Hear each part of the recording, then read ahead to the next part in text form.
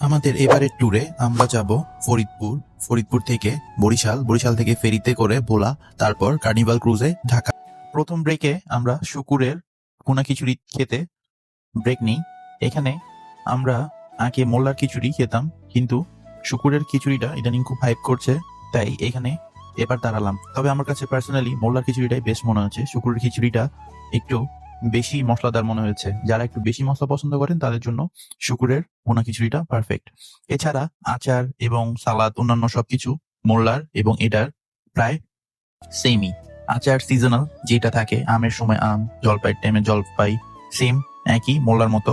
আর বের হলেই এরকম একটা সুন্দর জায়গা দেখতে পাবেন। অনেকে শুধু এই খিচুড়ি খেতে, আমরাও এসেছি অনেকবার, এই সুন্দর রাস্তার দেখতে দেখতে শুধুমাত্র ওই খিচুড়ি খেতেও আমরা এসেছি। বাট এখন আমরা গ্রামের উদ্দেশ্যে যাওয়ার জন্য এসেছি। এরপর মাগরিবের নামাজ এই সুন্দর মসজিদটাতে, মসজিদটার নামটা কি জানি না, কিন্তু মসজিদটা খুবই সুন্দর। ভাগ্যক্রমে কারেন্ট চলে যায়, তারপরে মসজিদটা আরো সুন্দর লাগে দেখতে যখন সব লাইট বন্ধ হয়ে যায় এবং চারপাশটা বেশ সুন্দর। এরপর আমরা আমাদের বাড়িতে পৌঁছে যাই, যে দেখি ফুপ্পি আরো মজার মজার রান্না করে রেখেছে। দেখতে থাকুন পর্ব 2।